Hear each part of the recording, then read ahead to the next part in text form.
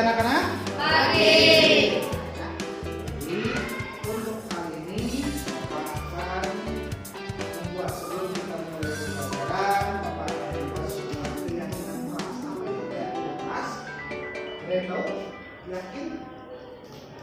Keyakinan kelas itu adalah sebuah tanggung jawab dalam diri kita. Oh, berarti saya itu harus melakukan ini supaya kelas 9 ini menjadi lebih baik, ya.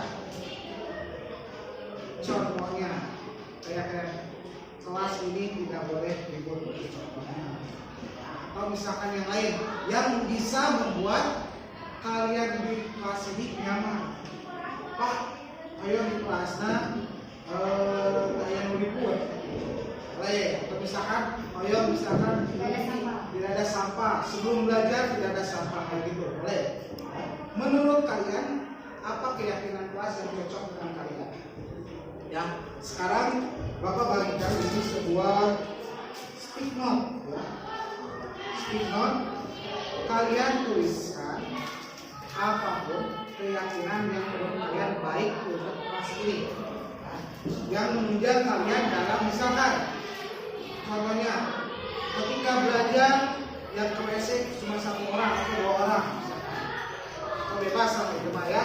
Yang penting kalian nyaman di kelas ini, ya, dan belajarnya dengan sungguh-sungguh, ya.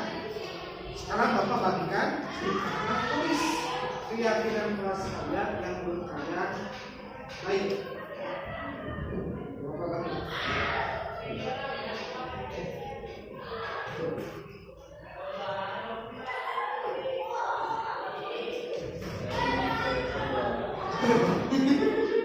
Misalkan koyong bareng di kelas, pas yang penting menurut kalian apa yang bagus yang dilakukan di kelas dan yang tidak bagus jangan sampai.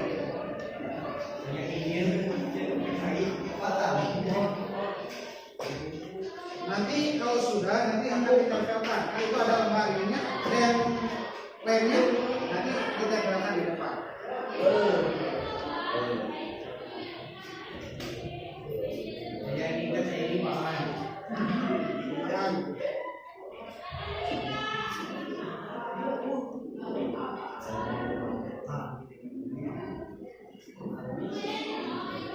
Tuliskan keyakinan kelas kalian, ya, supaya kalian belajar di kelas ini menjadi nyaman. Misalkan Bapak ngajelaskan sedang bingung kan nanti pas Bapak belajar menggacang teing, jangan cepat teing gimana? Misalkan Pak kamu keyakinan kalian supaya kalian nyaman di belajar di kelas.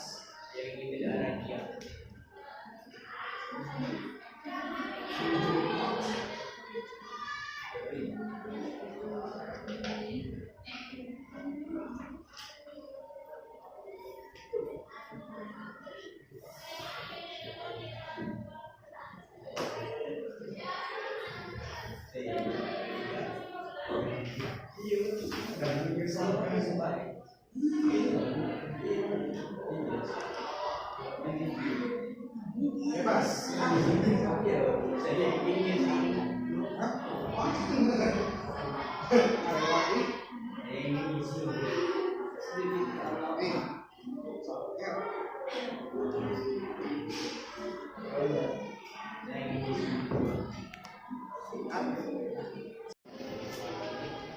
Yang ini ya.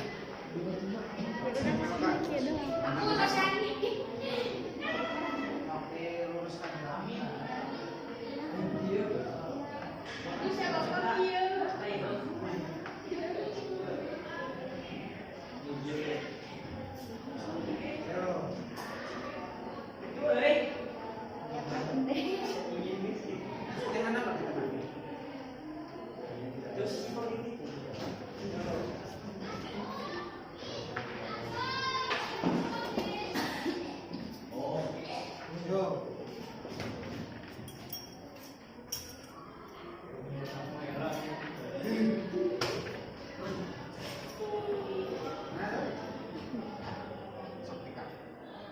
Di sini Bapak baca sebagian dulu ya.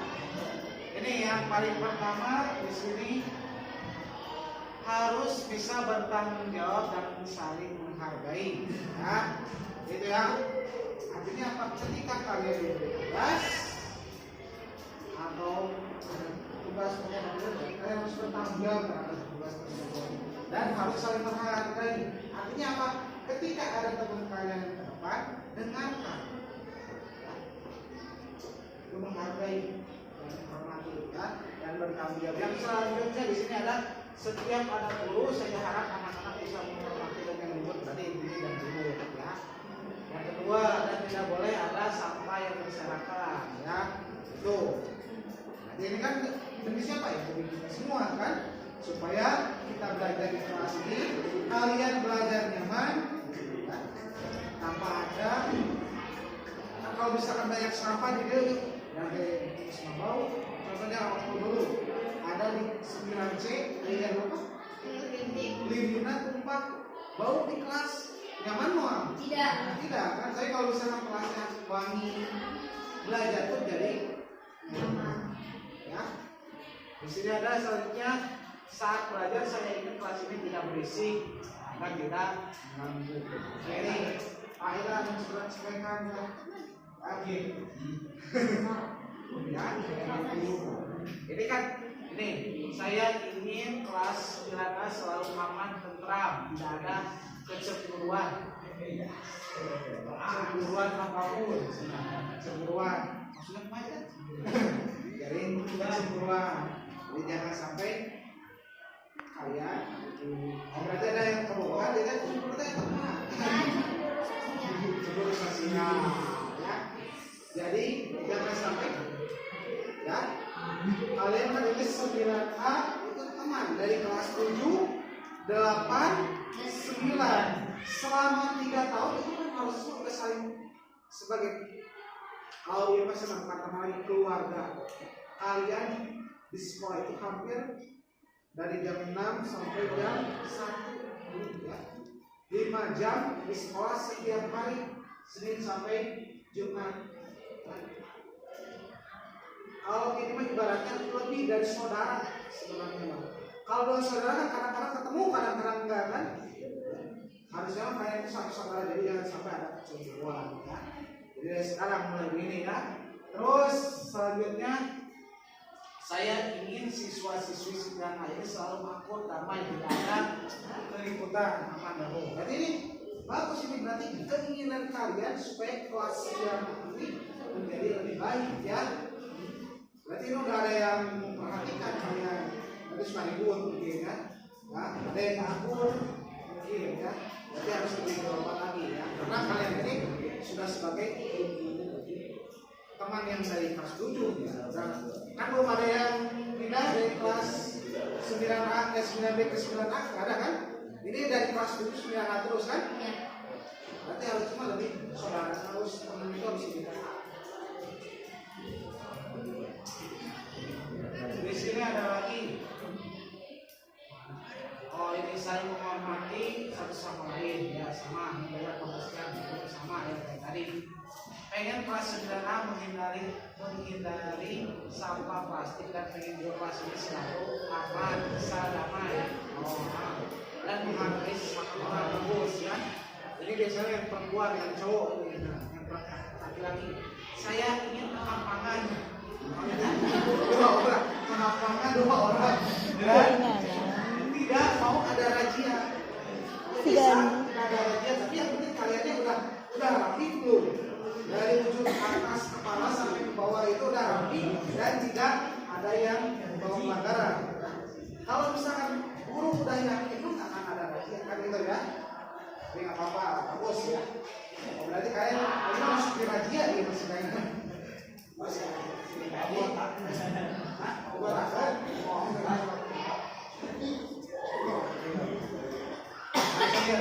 Ini yang terakhir nih, saya harap kelas 9A selalu menjadi kelas yang terbaik. Bagus ya, harus ya. Karena ini kan kalian di sini tuh tinggal Mei sampai Februari, Maret, April, Mei, 4 bulan lagi. Udah 4 bulan lagi kalian tuh berpisah. Ada yang SMK, ada yang ke SMK, ada yang menikah, ada, masuk ada, bisa wajib aja wajib. Ada yang mungkin nanti ke pesantren, yang penting kalian belajar.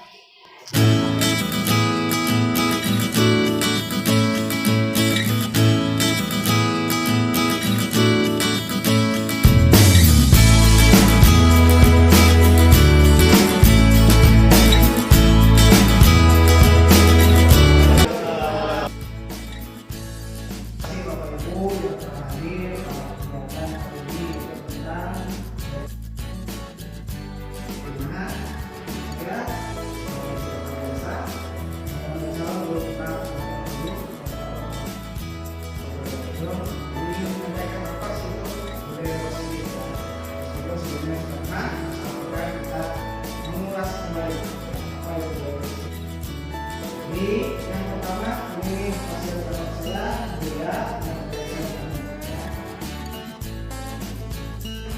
dari tujuan pendidikan pihak yang dewasa juga memiliki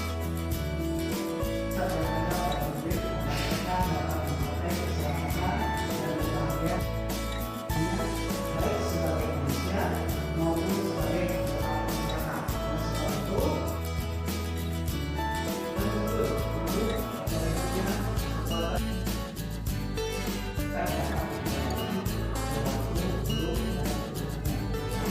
Jadi bermanfaat oleh pihak negara harus mencapai keselamatan, bukan hanya dulu kita mungkin berjalan apa yang pertama, tapi yang intinya itu menurut pihak negara untuk mencapai keselamatan dan kebahagiaan.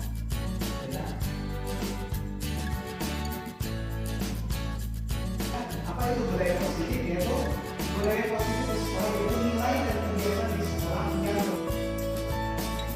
mereka dapat berkembang menjadi pribadi yang kritis, terhormat dan bermusyawarah.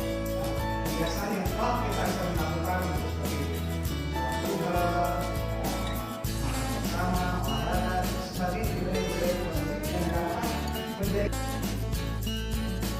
menjadi lebih baik, jangan sesuai dengan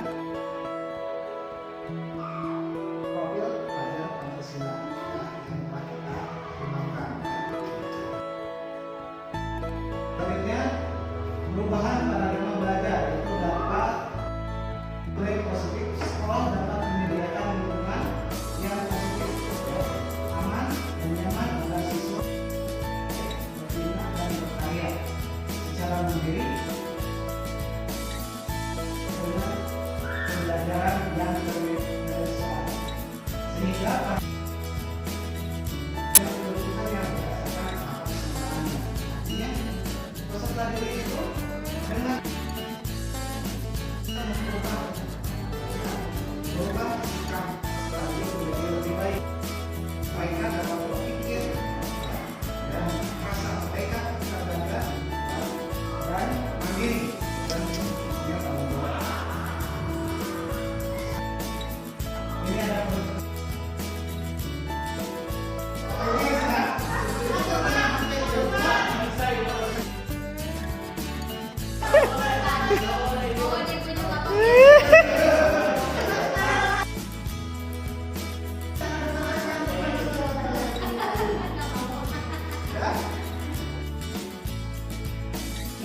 apa yang terjadi tadi kan?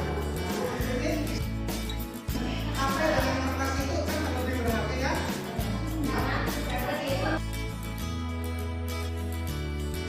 Karena hanya memilih kertas belakang, tapi misalkan tadi kasih ini menganggapnya bahwa itu adalah sesuatu yang lebih penting. Bukan dari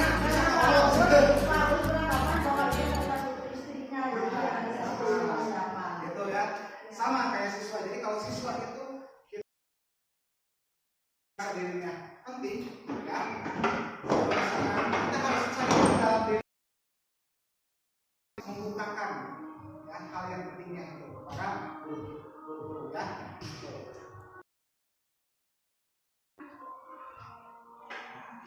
selanjutnya kan isi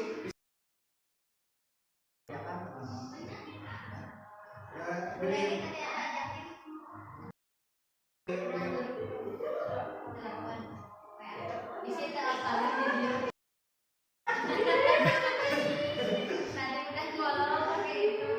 di mau salah ya Pak.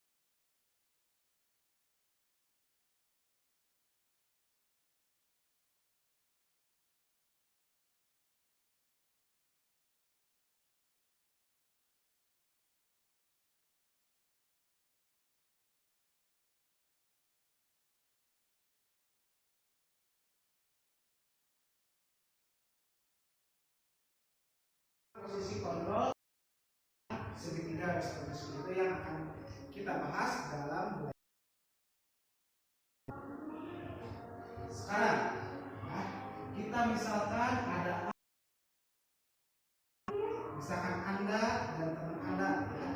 Misalkan contohnya tas, ya. Bapak Ibu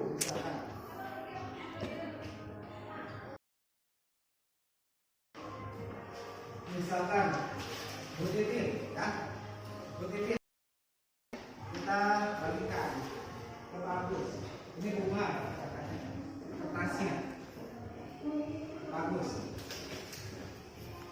Misalkan tadi yang pegang erat kertasnya, ya. Pegang erat, ya. Pegang erat itu yang tidak kebagian kertas. Coba kalian kertas itu dari teman kalian boleh dianggap sebelumnya, anggap kertas sobek setuju cita-cita dan untuk hal yang penting bagi kalian hubungan dengan posisinya. Misalkan apapun, ya, yang penting menurut kalian dipegang, setuju? Dan yang B bagaimana?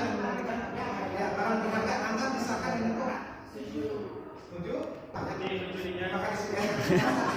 yang lain itu coba yang B. Oh berarti kita masih beranggapan dengan rayuan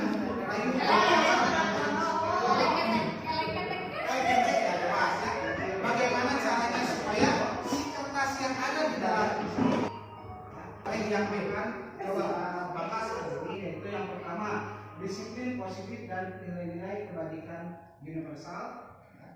Kenapa tadi kita menganggap bahwa punishment dan reward itu sebagai dapat meningkatkan motivasi siswa, ya. Sebenarnya itu menurut apa yang tadi yang saya pelajari bahwa reward dan punishment itu bukan menjadi sesuatu yang dapat mendisiplinkan, ya.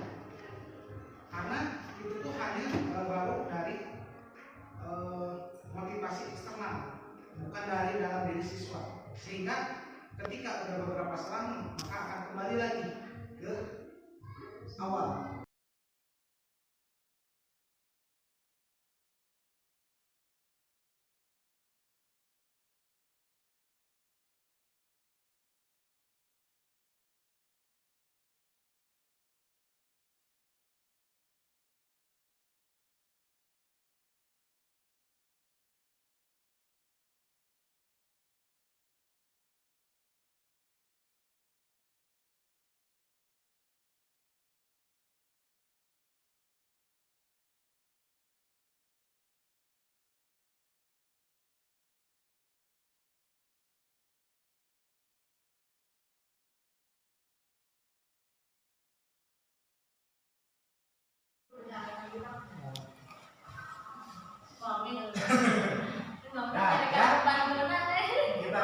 kembali di sini ada sebuah perubahan paradigma teori kontrol, yaitu teori ilusi, yang kita anggap bahwa ketika kita guru itu bisa mengontrol murid, gitu ya, itu adalah sebuah ilusi. Padahal kan murid itu adalah seseorang kayak manusia, kan memang manusia, yang manusia yang mempunyai kehendak dan kemauannya sendiri. Gitu ya.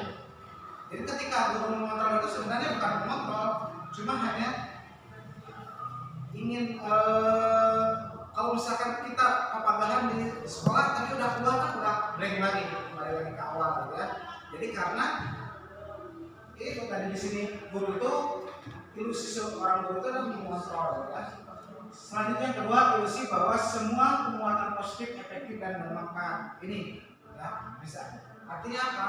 Jadi kalau misalkan tidak ada dari diri siswa untuk merasakan manfaat dalam proses yang kita laksanakan, itu akan seperti ilusi, hanya hayalan, gitu, yang hanya efektif di sekolah dan ketika di luar kembali lagi. Ya. Ini ilusi bahwa kritik dan membuat orang merasa bersalah dapat menguatkan karakter. Jadi ketika kita membuat anak itu merasa bersalah, ya, kita beranggapan bahwa anak itu bisa menjadi lebih kuat karakternya. Padahal itu sebaliknya, ya, membuat anak lebih, kalau ini rendah diri, jadi rendah pemurung, gitu ya, itu yang akibat fatal. Terus selanjutnya ilusi bahwa orang dewasa memiliki hak untuk memaksa, ya. Ini salah satu yang salah, karena seorang itu tidak bisa dipaksa kecuali kalau dirinya tergerak pada sendirinya, ya. Sekarang kita lanjut perubahan paradigma. Nah ini ya, di sini ada stimulus realita, kebutuhan kita sama, padahal kita itu berbeda kebutuhannya, ya. Itu yang harus kita pahami, bahwa semua siswa itu tidak memiliki kebutuhan yang sama. Masing-masing siswa itu memiliki kebutuhan yang berbeda, ya. Baik itu dalam cara belajarnya, ya, atau cara perlakuannya itu berbeda, ya. Yang selanjutnya, semua orang melihat hal yang sama. Yang menurut teori kontrol itu bahwa setiap orang itu memiliki gambaran yang berbeda. Dan selanjutnya kita mencoba mengubah orang agar berpandangan sama dengan kita. Tapi yang benar itu adalah kita berusaha memahami pandangan orang lain tentang dunia. Jadi kita menganggap ada yang semua orang itu harus kayak gini, harus sama kayak kita. Tapi sebenarnya kita yang harus memahami orang tersebut. Itu yang menurut teori kontrol.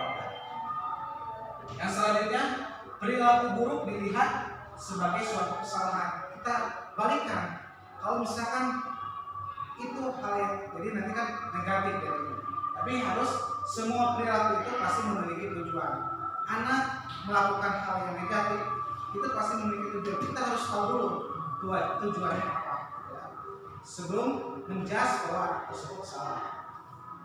Terus yang lain, selanjutnya, orang lain bisa mengontrol saya, hanya Anda yang bisa mengontrol diri Anda sendiri. Ini ya. Jadi yang benar itu adalah bahwa diri kita sendiri yang bisa mengontrol kita.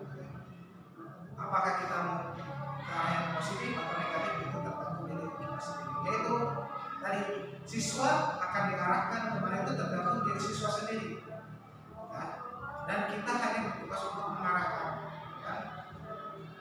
Selanjutnya, pemaksaan ada pada saat bujukan gagal.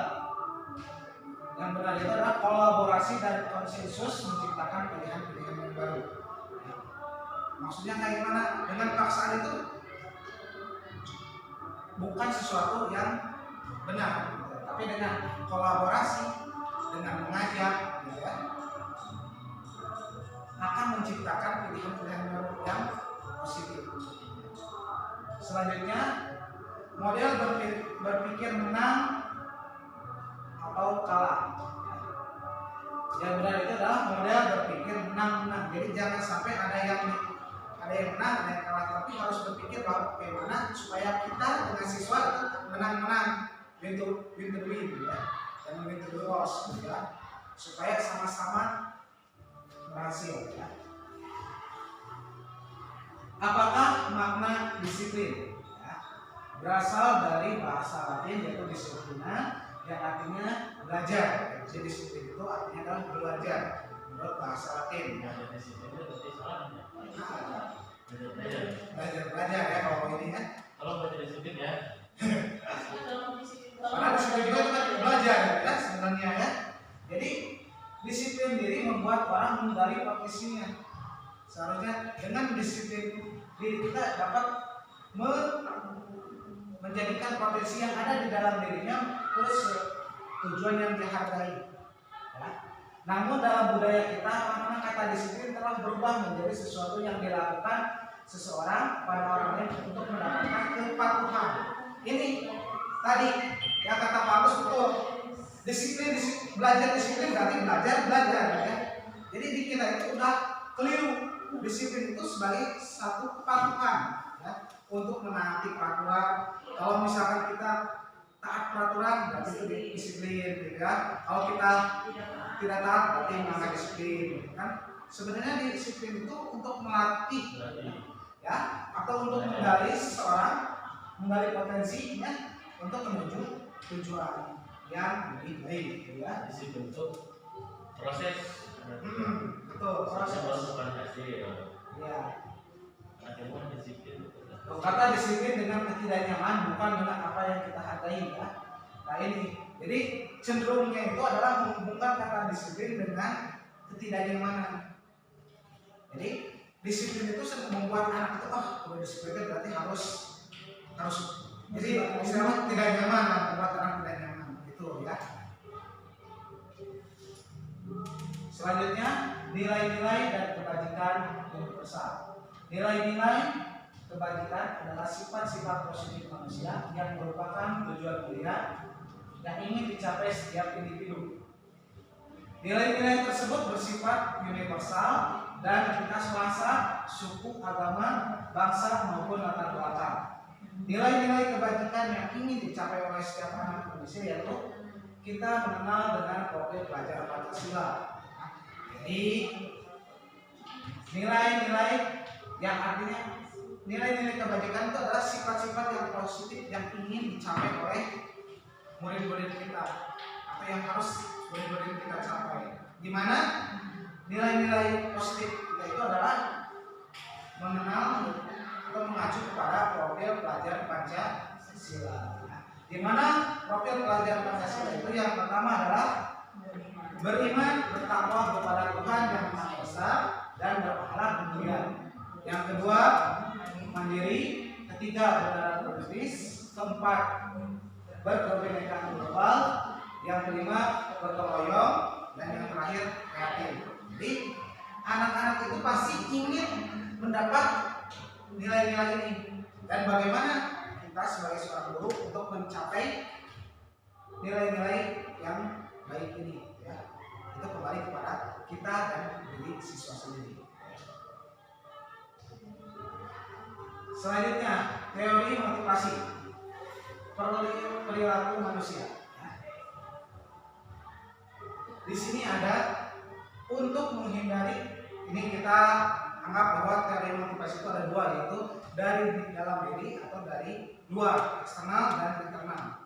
Menurut Bapak Ibu, untuk yang pertama, untuk menghindari ketidaknyamanan atau hukuman, apa yang akan terjadi apabila saya tidak melakukannya? Ini kira-kira motivasinya dari luar atau dari dalam diri?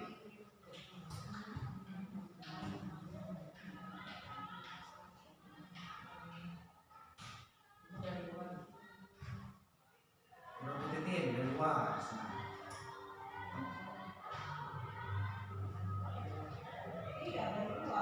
Dari luar, ya.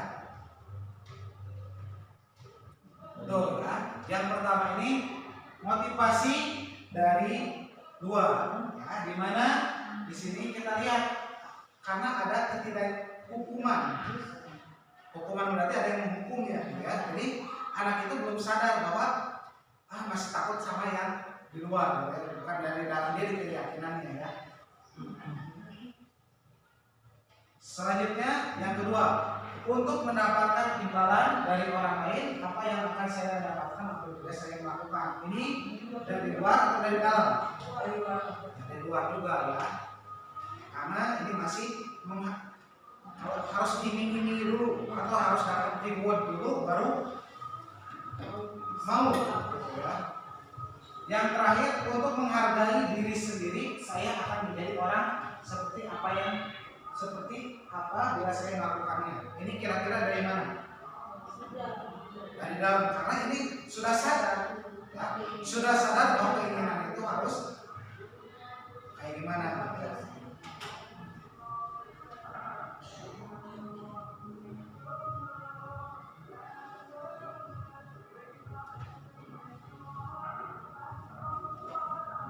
Nah, selanjutnya,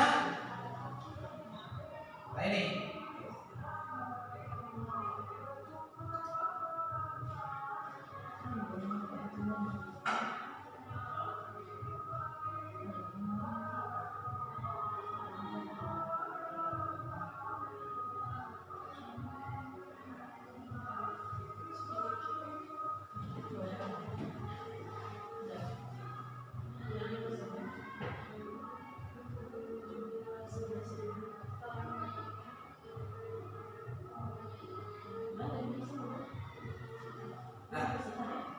Sekarang bagaimana cara kita supaya siswa atau murid kita dapat motivasi dalam diri ya. Jadi motivasi dari internal yang pertama dengan bentuk program kebajikan atau apresiasi. Kita mengapresiasi ya apa yang dilakukan oleh murid ya.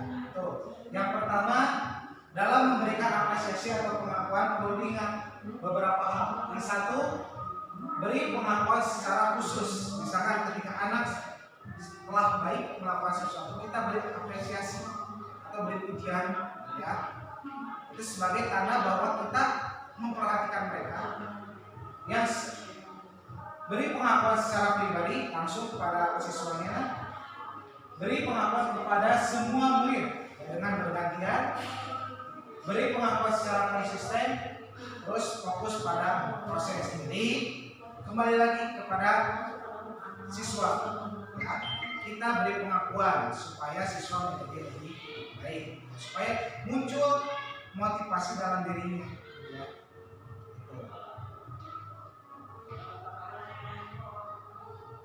Selanjutnya ini perbedaan hukuman, konsekuensi, dan restitusi. Ini mungkin telah dibahas sebelumnya. Jadi kita bahas perbedaan hukuman, konsekuensi, dan restitusi.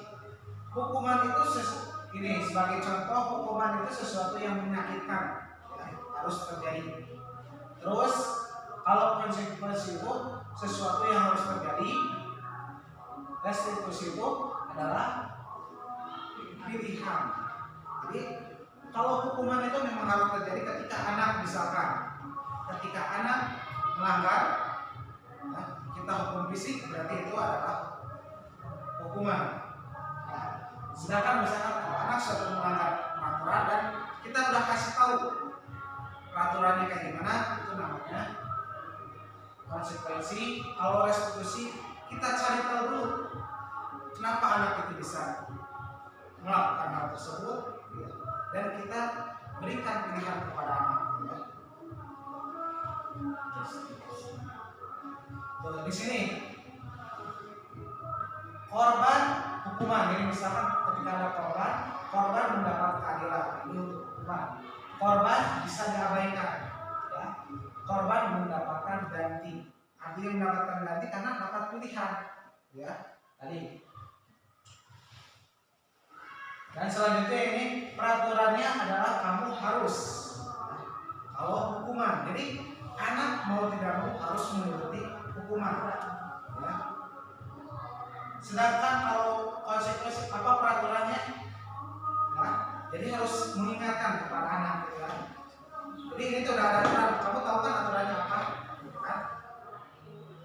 Tapi kalau misalkan kalau restitusi lebih ke keyakinan ya, menanyakan keyakinan anak gitu ya. Terus kita tambahkan apa yang bisa kamu lakukan untuk memperbaiki, karena kan kalau hukuman udah dihukum udah balik lagi ke kelas. Anak itu kan ada yang ngeles gitu, hukum gitu kan, ada yang tidak terima kan. Ada yang cuek, betul ya Bu? Ada yang cuek, ada yang tidak terima, gitu ya. Tapi dengan restitusi, anak itu misalkan setelah dicari tahu dulu apa penyebab masalahnya, ya. Terus misalkan dicari solusinya supaya anak itu tidak melakukan hal tersebut, ya. Nanti kita akan lihat videonya. Ini 9 ciri-ciri restitusi. Artinya, 1, bukan untuk menebus kesalahan. Ya. Artinya ketika anak melakukan kesalahan atau melanggar peraturan, dihukum, kan kalau dihukum itu berarti harus menebus karena melanggar, ya. Kalau restitusi itu bukan, ya, tapi belajar dari kesalahannya. Itu yang bedanya antara hukuman dengan restitusi. Kalau hukuman anak merokok langsung dihukum, ya, tanpa anak itu belajar apa sih kenapa merokok itu salah, terus bagaimana solusinya, tidak ada, ya. Kedua, memperbaiki hubungan. Kenapa memperbaiki hubungan? Kadang-kadang guru yang menghukum itu suka murid itu tidak terima bahwa ini harusnya tidak kayak ini, ya. Tapi dengan restitusi itu memperbaiki hubungan, malah ada yang memberikan terima kasih, gitu ya, murid tersebut, ya. Yang ketiga, tawaran bukan paksaan, karena kan tadi pilihan, ya, siswa tersebut diberikan pilihan, ya.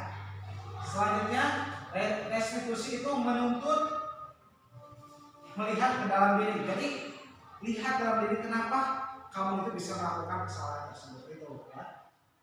Yang kelima, restitusi mencari kebutuhan dasar yang berdasari tindakan.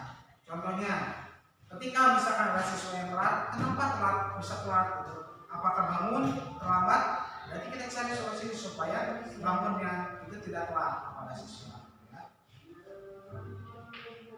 Restitusi diri adalah cara yang paling baik, ya, karena kalau hukuman kan bisa mengakibatkan tadi memperbaiki hubungan antara guru dan murid itu menjadi renggang, gitu ya. Atau misalkan timbul ketakutan, gitu ya.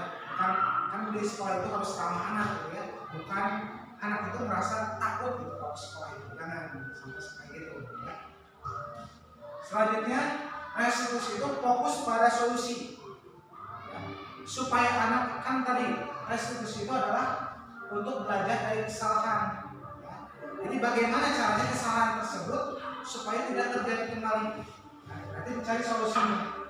Fokus, jadi bukan pada harus, kalau hukuman itu kan lebih kepada siswa itu harus membayar dosanya, kan? Kalau misalkan dosanya melanggar, berarti harus dilakukan hukuman supaya tidak terjadi lagi, ya. Tapi kalau misalkan restitusi lebih ke fokus solusinya. Solusi anak supaya tidak melakukan tersebut, ya. Yang kesembilan, mengembalikan murid yang berbuat salah kepada orang tuanya, ya. Jadi murid yang berbuat salah itu kita supaya membenarkan, ya. Jadi jangan dikucilkan dari kelompoknya, ya.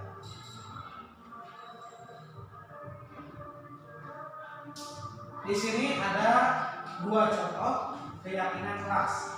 Menurut Bapak Ibu, yang kiri atau yang kanan yang merupakan keyakinan kelas yang benar? Datang tepat waktu, mengucapkan salam, menjaga kebersihan sekolah, aktif dalam pembelajaran.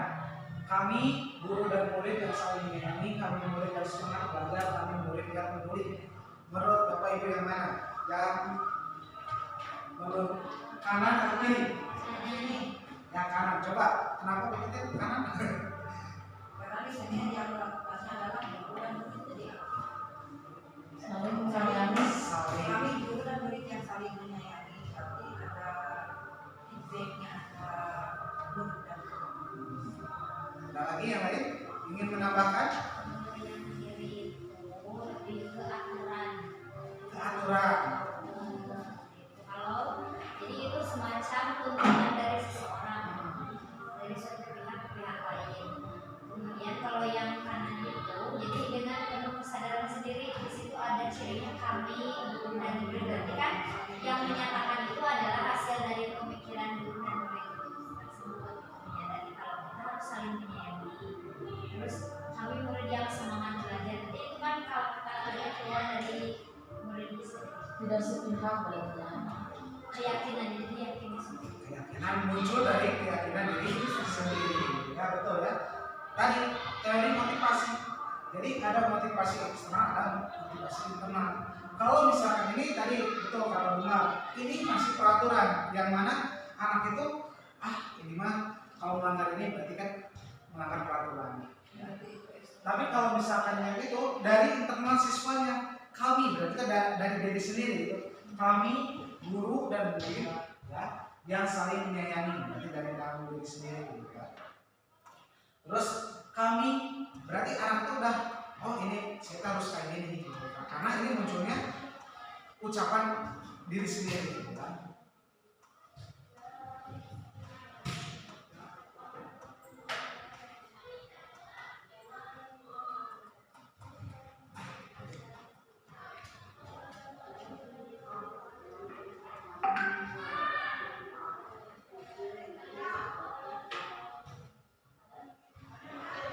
Sekarang selalu kembalikan buku ke tempatnya. Menurut Bapak Ibu, keyakinan kelas yang seperti apa yang bagusnya? Kan ini peraturan.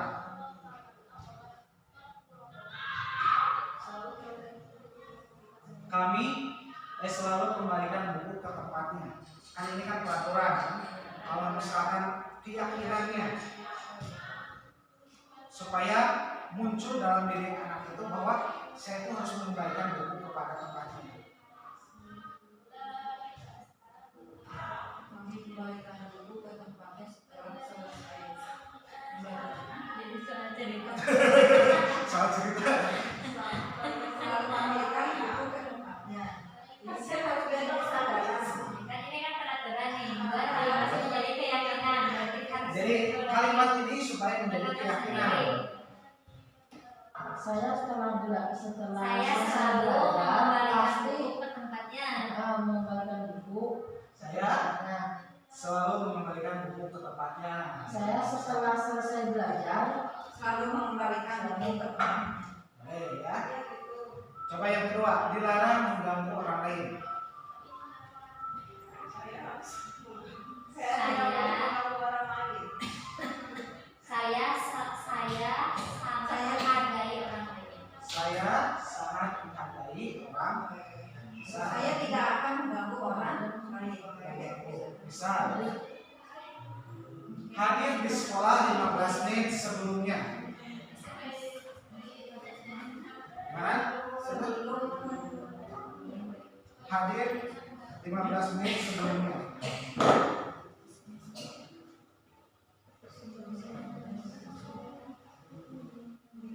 Saya akan melalui sebelum pembelajaran saya sudah hadir. Saya hadir tepat waktu. 15 menit sebelum belajar saya sudah hadir. Hadir. Hadir. Ini ya. Jadi saya akan hadir misalkan aja di sekolah 15 menit sebelum belajar. 15 menit sebelum belajar, bisa kayak gitu ya. Jadi memang di sini kan ini peraturan bagaimana kita merubah peraturan yang ada menjadi keyakinan, kesadaran. Kalau keyakinan itu kesadaran dalam diri gitu ya. Tadi ini peraturan itu kan hanya motivasi eksternal gitu ya. Jadi supaya motivasi itu ada dalam diri gitu ya.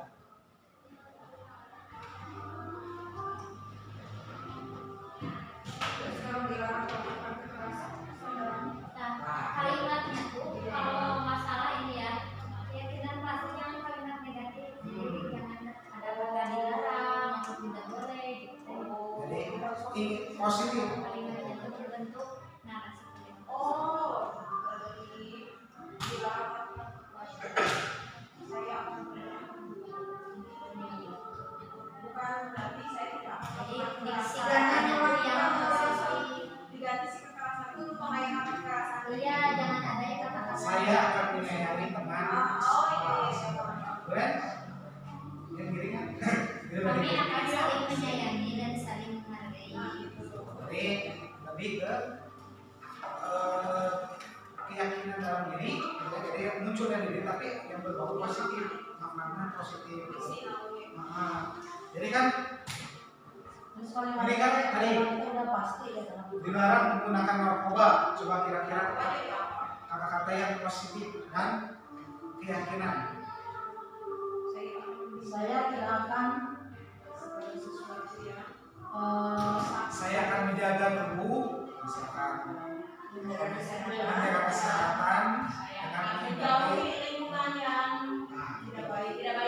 Nah, kalau gitu nanti aku itu kan negatif kalimatnya. Saya akan bergaul dari yang baik. saya akan menjaga kesehatan, kan? Jadi hindari hal-hal yang berbau negatif, gitu ya. Dan bukan peraturan, gitu ya. Kan kalau misalkan kata ini doang itu hanya peraturan, gitu ya.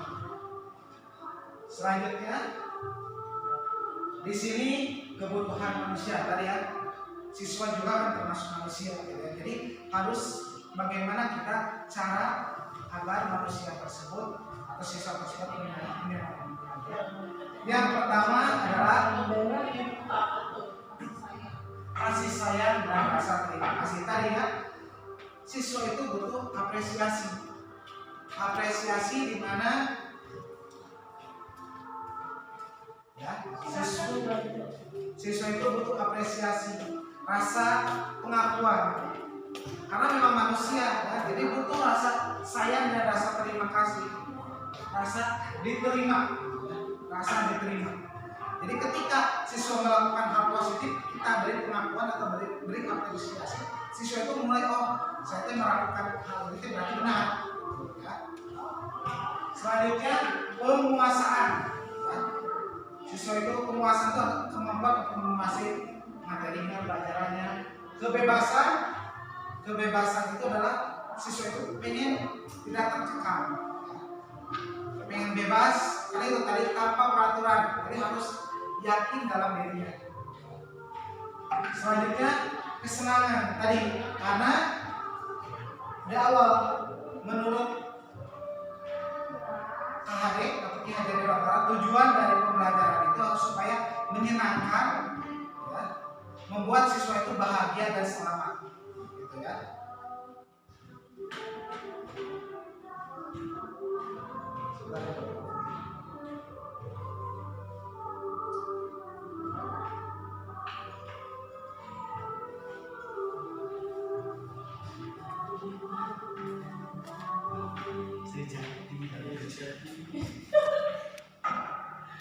Mama tidak bisa menghargai waktu suara sakit. Sok Pak Cep. Nah, Bapak Ibu kita lanjut kembali. Ya. Kebutuhan manusia itu adalah rasa kasih sayang, terus rasa diterima, terus penguasaan, kebebasan, kesenangan dan bertahan hidup. Itu adalah kebutuhan manusia. Berarti otomatis itu juga kebutuhan murid atau siswa yang kita ajarkan. Ya. Selanjutnya di sini ada sebuah video. Ya. Kita tonton terlebih dahulu. Ini salah satu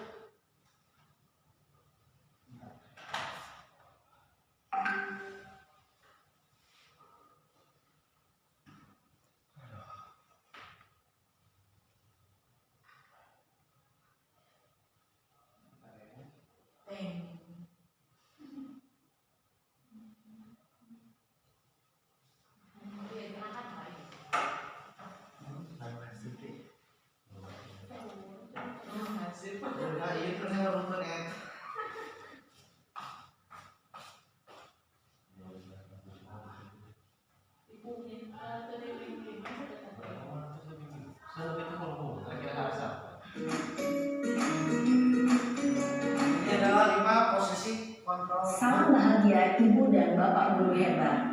Dalam penerapan disiplin positif restitusi, salah satu program yang dikembangkan adalah 5 posisi kontrol. 5 posisi kontrol dalam restitusi adalah proses perjalanan seorang pendidik agar dapat mengenali dirinya. Pada video kali ini, kita akan membahas tentang 5 posisi kontrol yang dikembangkan oleh Diane Glosser dan contoh penerapannya.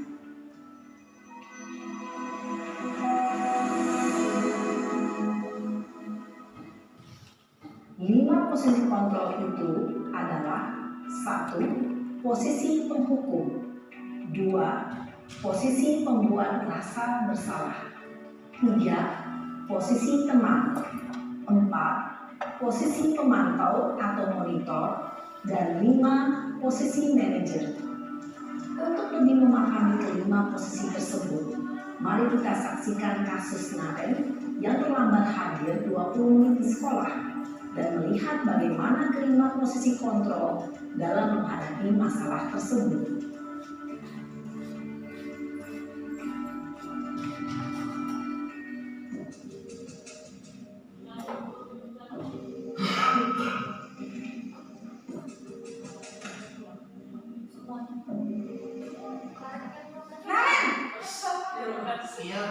Sini kamu.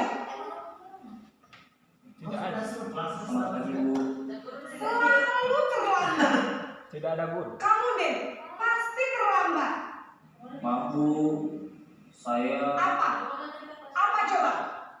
Alasan kamu apa lagi? Kapan sih kamu tidak terlambat? Malas sekali ya kamu jadi anak. saya Dasar pemalas. Gak kapok-kapok sih kamu. Sudah berapa kali terlambat? Sana, kamu keliling lapangan basket 2 kali. kenapa saya harus keliling lapangan basket, Bu? Kenapa? Kamu melawan ibu? Berani-beraninya jawab. Sudah terlambat, masih berani jawab pula. Sekarang, keliling lapangan basket 5 kali sekalian. Biar kapok. Cepat. Pergi sana ke lapangan basket. Posisi penghukum biasanya berbicara dengan nada tinggi, menghabis, menunjuk-nunjuk, menyakiti, dan menyindir. Hukuman bisa berupa fisik maupun psikis. Ibu dan bapak guru hebat. Dampak yang terjadi pada murid ketika guru berada pada posisi penghukum adalah murid cenderung akan memberontak, bahkan menyimpan dendam.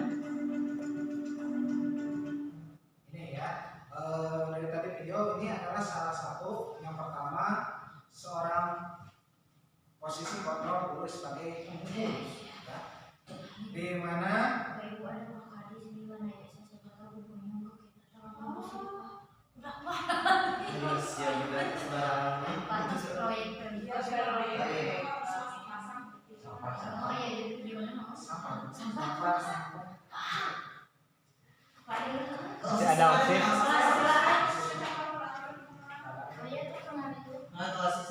Ya, kita lanjut lagi. Salah satu 5 posisi kontrol itu yang tadi penghukum, di mana dampaknya itu akan membuat murid menjadi dendam.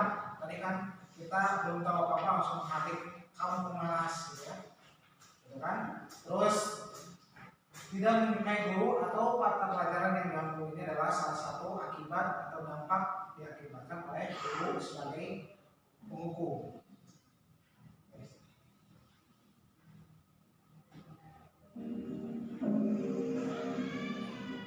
Malah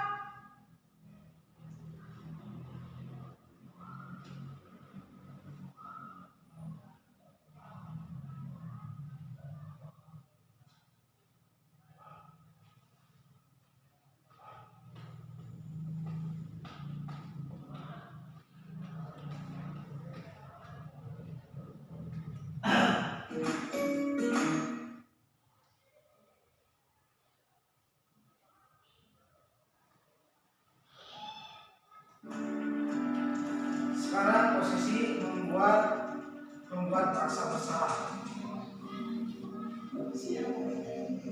Tadi cuma beda tipe barangnya, penanganannya. Naren,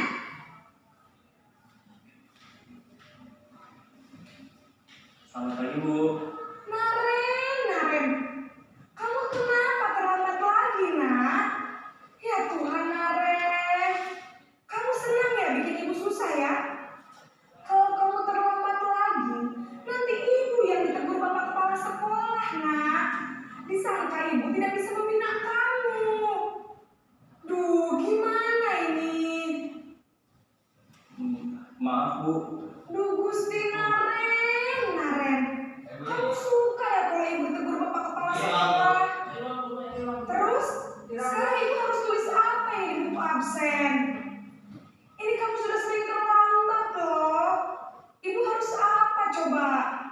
Maaf Bu, maaf sekali.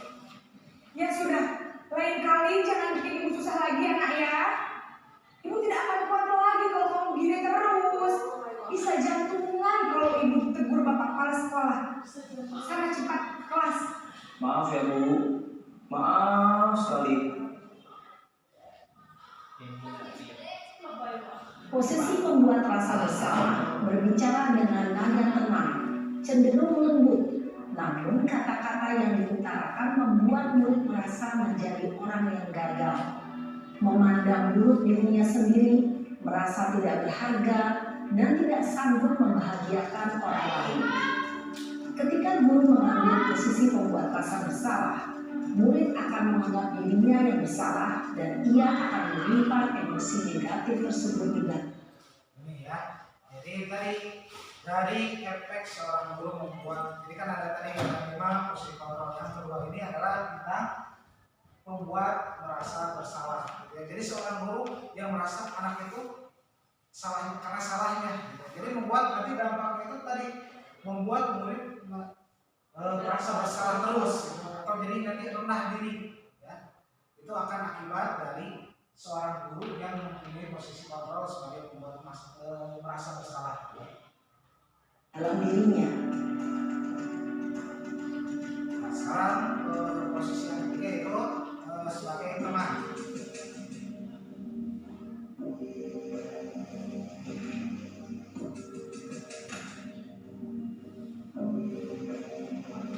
Naren!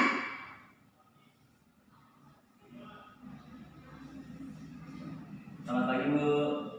Wah, sudah jam berapa ini nak? Terlambat lagi ya sayang. Iya Bu, habis ibu saya lupa bangunkan saya Bu. Kamu malah menyalahkan ibu kamu. Kamu bukannya anak yang larinya paling kencang. Kok terlambat sih? Iya Bu, saya memang terlambat bangun tadi. Jadi biarpun saya lari kencang, tetap gak kejar Bu. Ya sudah sana. Nanti lain kali larinya lebih kencang lagi ya. Biar gak terlambat lagi. Bikin seneng ibu. Demi ibu. Bisa kan? Bisa lah Bu. Ya sudah sana masuk kelas. Ibu beresin urusan absen kamu. Kamu ini ada-ada saja. Sambil keliling. Dalam posisi teman, guru berbicara dengan nada suara ramah, akrab, cenderung bersenda gurau untuk menjaga suasana tetap santai.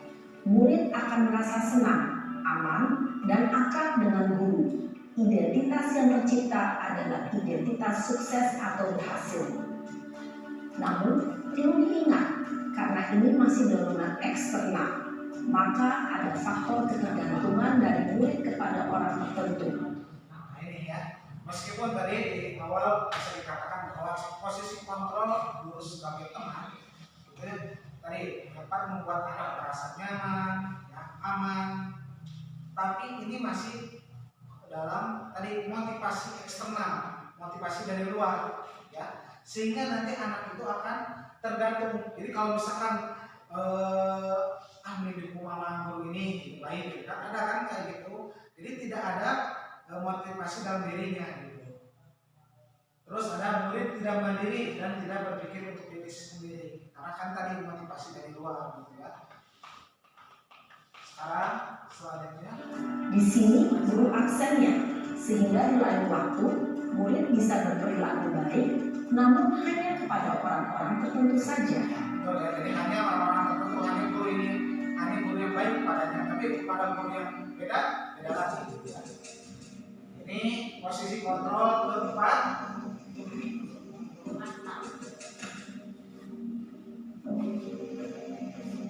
Naren!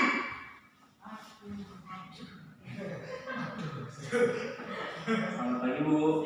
Naren, apa peraturan sekolah kita tentang jam berapa kita harus masuk sekolah, nak? Kalau yang keempat itu Kita kontrol, ya, Harus memantau. di sekolah jam 7 Bu. Iya betul, sekarang sudah jam 7.20. Naren sudah tahu konsekuensinya jika terlambat hadir. Paham Bu, saya harus tinggal kelas pas jam istirahat selama 20 menit. Iya benar, konsekuensinya demikian. Jadi nanti jam 9.30 pas istirahat, kamu harus tinggal di kelas, kerjakan tugas tambahan untuk ketertinggalan kamu, ya? Baik Bu. Posisi pemantau mengandalkan penghitungan atau data untuk mengontrol murid. Guru mengarahkan murid berdasarkan peraturan dan konsekuensi. Seorang pemantau menunjukkan bahasa tubuh dan ekspresi wajah yang datar dan cenderung formal. Ini ya.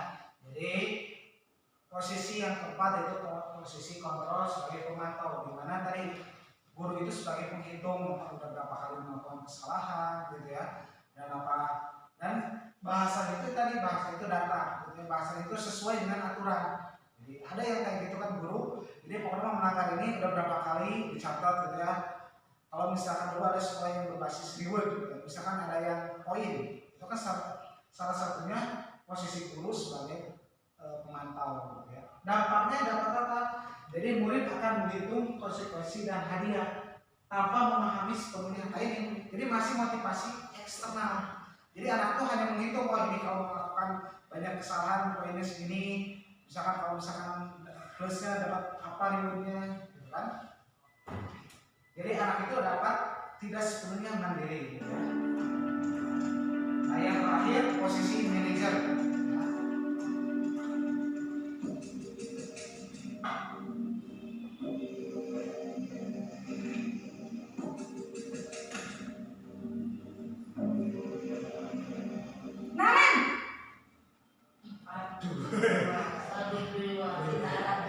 Selamat pagi Bu. Selamat pagi, Naren. Maaf Bu, saya terlambat.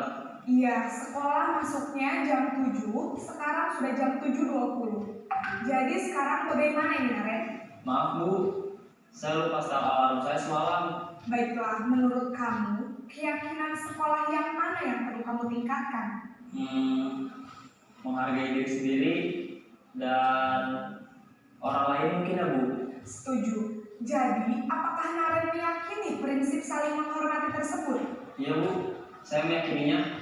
Apakah Naren bersedia memperbaiki masalah keterlambatan ini? Bersedia Bu. Bagaimana kamu akan perbaiki masalah keterlambatan ini? Saya akan coba untuk tidak lupa menyetel alarm saya Bu. Baik, kalau Naren lupa menyetel alarm di rumah, ada orang yang kira-kira bisa bantu mengingatkan tidak? Ada Bu, kakak saya, Kak Emma. Ada lagi selain Kak Emma? Selain Kak Emma, ada ibu saya. Baik, jadi yang mengingatkan Naren adalah Kak Emma dan ibu kamu ya? Kira-kira akan mulai set alarm kapan nih, Naren? Setelah pulang sekolah, akan segera saya lakukan. Baik, jadi Naren akan setel alarm untuk bangun besok pagi dan akan diingatkan oleh kakak dan ibunda Naren ya. Ada lagi yang mungkin perlu dilakukan, Naren? Agar tidak terlambat bangun lagi. Tidak ada Bu. Baik, Naren.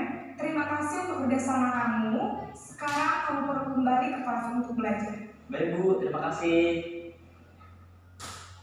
Posisi manajer adalah posisi kontrol yang disarankan untuk membimbing murid memiliki sikap disiplin yang positif, yaitu murid yang mandiri, bertanggung jawab, dan dapat memecahkan masalah. Tujuan dari posisi ini adalah agar murid dapat berefleksi atas tindakannya. Guru akan dengan tulus memberikan pertanyaan-pertanyaan bermakna, sehingga membuat murid dapat belajar dari kesalahannya dan mencari sebuah solusi untuk menyelesaikannya. Ibu dan Bapak guru hebat, setelah mengamati adegan. Ibu tadi yang terakhir itu posisi sebagai yang manajer. Ya. Bisa kelihatan kan bedanya. Ya. Yang kelima ini lebih kita mencari solusi, gitu ya, bukan menghukum anak atau menyalahkan. Kalau yang pertama kita menyalahkan atau memaki, gitu ya, kan kalau yang posisi hukum. Tapi yang terakhir ini kita mencari solusi bagaimana sih anak tersebut supaya tidak mengulangi kesalahannya. Karena kan tadi ya restitusi itu adalah mencari solusi dari kesalahannya atau supaya anak itu belajar dari kesalahannya. Ya. Itu cocoknya itu kita sebagai guru, kita sebagai manajer. Ya. Selanjutnya pertanyaan ini. Tadi kan ada 5 posisi kontrol. Apa aja? Bapak Ibu? Penghukum, membuat merasa bersalah, memantau, manajer, satu lagi teman. Yang ketiga itu teman, pemantau dan manajer. Ya. Kira-kira saya kecewa sekali dengan kamu ini membuat merasa bersalah. Kalau yang kedua, kamu tidak pernah benar melakukannya. Hukum. Ya.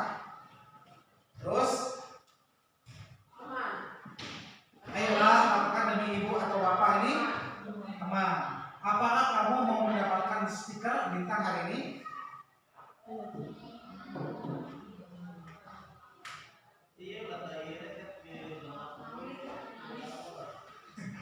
Apakah kamu mau mendapatkan stiker bintang hari ini?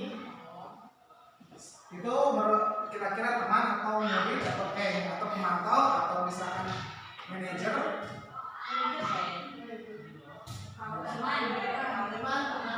Teman, kita lihat bagaimana kamu bisa menyelesaikan masalah ini. Manajer, kamu selalu yang paling terakhir. Kita lihat, betul nggak? Nah ini ya, betul ya. Yang pertama membuat merasa bersalah, betul. Yang kedua penghukum, teman, stiker bintang tuh pemantau. Karena kan misalkan kita suka ini, misalkan kalau banyak bintangnya, nah, bagaimana cara sebagai manajer? Ya. Terus kamu selalu yang paling terakhir penghukum. Ya. Jadi yang merasa bersalah, ya, itu tadi ya, kalau misalkan kita kekecewaan, berarti kita merasa sesuatu merasa bersalah.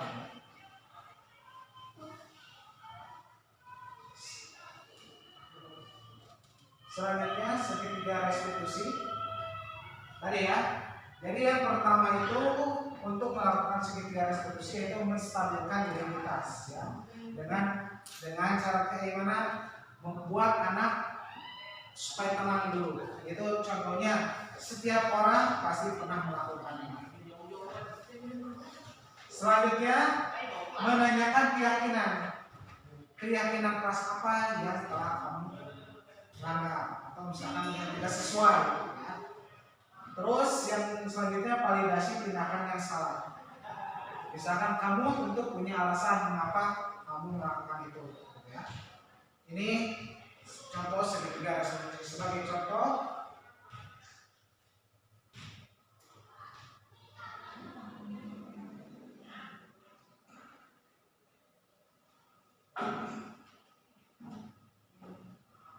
Siang Sarah. Siang Pak. Sudah lama nggak ketemu Sarah? Kenapa hari ini ada di sini? Kesel Pak, kesel banget. Masa aku dikatain tukang fitnah Pak? Ya aku marah lah. Aku dari ngatain Eka di depan kelas. Kesel banget. Oh begitu. Ya pasti kamu marah dan kesal. Bapak juga akan marah apabila ada yang menuduh Bapak seperti itu. Kemudian pada saat itu kamu mau melakukan apa? Ya saya langsung ngatain Eka lah Pak. Kesel banget. Saya bentak-bentak dia depan teman-teman lain. Oh begitu. Pasti kamu melakukan seperti itu karena suatu alasan tertentu bukan? Iyalah, masa saya diam saja Pak? Ya saya bela diri lah. Masa saya dituduh tukang fitnah? Ya wajarlah. Mempertahankan harga diri itu sesuatu yang penting buat kamu. Untung kamu tidak bertindak lebih gegabah lagi. Hanya membentak-bentak. Iya Pak. Untung saya masih bersabar dan hanya membentak saja. Sudah gemes padahal. Saya pasti bela diri lah. Ya pasti ya. Tapi kamu memilih untuk tetap bertahan dan bersabar. Kamu memilih untuk tidak berbuat lebih parah lagi bukan? Iya. Nah, sekarang coba kita lihat lagi tindakan kamu yang bentak-bentak Eka di kelas. Tindakan kamu itu kira-kira sesuai dengan keyakinan kelas atau prinsip kamu tidak? Enggak lah Pak. Capek Pak jadi pemarah. Jadi keyakinan atau prinsip mana yang kurang sesuai dengan keinginan kamu? Ya, saya sebenarnya sangat menghargai orang lain. Mungkin saat itu saya menjadi emosi, jadi tidak menunjukkan sikap itu. Kamu meyakini tidak? Menghargai orang lain itu penting buat kamu. Yakinlah, Pak. Iya, setuju. Kita harus saling menghargai. Namun, ada juga keyakinan yang kita sepakati yang perlu kita jalankan apabila kita sedang marah, bukan? Ya, saya bisa lebih proaktif, mulai dengan diri sendiri. Saya bisa jadi lebih bersabar, mengambil waktu jeda untuk berpikir mau apa selanjutnya. Kira-kira kamu bersedia memperbaiki masalah ini tidak? Bersedia, Pak. Kalau kamu memperbaiki masalah ini, kamu akan menjadi orang seperti apa? Saya akan menjadi orang yang bertanggung jawab kali ya, Pak. Dan senantiasa proaktif. Iya. Dari sini kita lihat bahwa guru ini hanya mengarahkan bagaimana supaya solusinya, dan anak itu yang menemukan solusinya gitu ya. Jadi tadi dengan restitusi ini bukan ingin membuat anak itu merasa bersalah atau menebus dosa dari yang telah dilanggarnya, tapi ingin belajar dari kesalahannya, terus mencari solusi yang telah ia lakukan ya dari kesalahannya. Hanya membentak-bentak. Iya, Pak. Mulai dengan diri sendiri. Saya bisa jadi lebih bersabar, mengambil waktu jeda untuk berpikir mau apa selanjutnya. Kira-kira kamu bersedia memperbaiki masalah ini tidak? Bersedia, Pak. Kalau kamu memperbaiki masalah ini, kamu akan menjadi orang seperti apa? Saya akan menjadi orang yang bertanggung jawab kali ya, Pak. Dan senantiasa proaktif. Iya. Menurut kamu, bagaimana rasanya menjadi orang seperti itu?